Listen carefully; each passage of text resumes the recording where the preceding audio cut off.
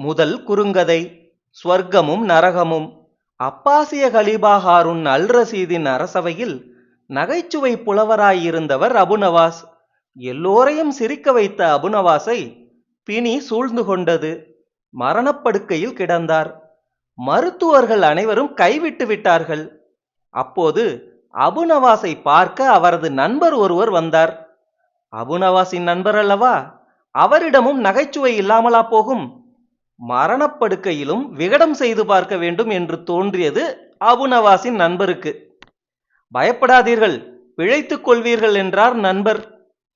இனிமேல் முடியாது என்பது போல் தலையசைத்தார் அபுநவாஸ். அப்படியென்றால் நீங்கள் இறந்த பிறகு என் தந்தையாரை கண்டால் அவருக்கு என் சலாதை தெரிவிங்கள் என்றார் நண்பர். ஏனென்றால் நண்பரின் தந்தையார் ஏற்கனவே இறந்து விட்டவர். சொல்லிவிட்டு சிரித்தார் நண்பர். அபுநவாஸ் இறப்பு நிலையையே மறந்து விட்டார். கண்களிலேயே கேலி மின்னியது. இதழ்களிலேயே இளநகையுடன் கூறினார், நான் சொர்க்கத்துக்கு அல்லவா போகிறேன் என்று.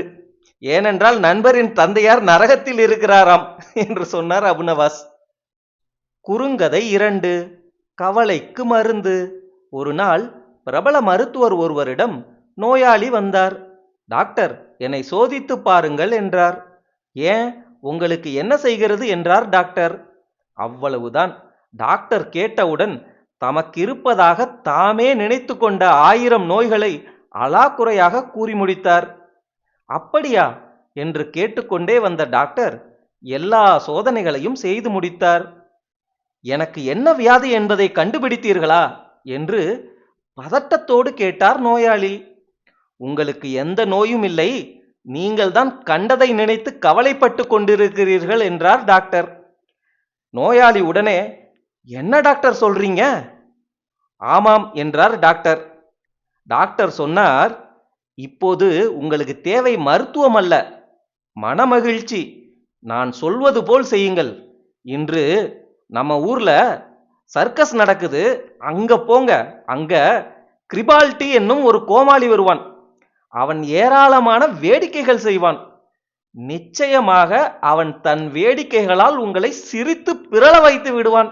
நான் சொல்கிறேன், நம்புங்கள், நிச்சயம் செய்யுங்கள், உங்களுக்கு மனமகிழ்ச்சி வரும், உங்களுடைய நோயெல்லாம் பறந்து போய்விடும் என்றார் டாக்டர். உலகில் உள்ள எல்லா மருந்துகளை விடவும் இப்போது உங்களுக்கு நன்மை பயக்கக்கூடியது நகைச்சுவைதான் என்றார் டாக்டர். மருத்துவரை பரிதாபத்தோடு பார்த்தார் நோயாளி. டாக்டர், அந்த கிரிபால்டியே நான் தான் என்றார் அலாக்குறையாக.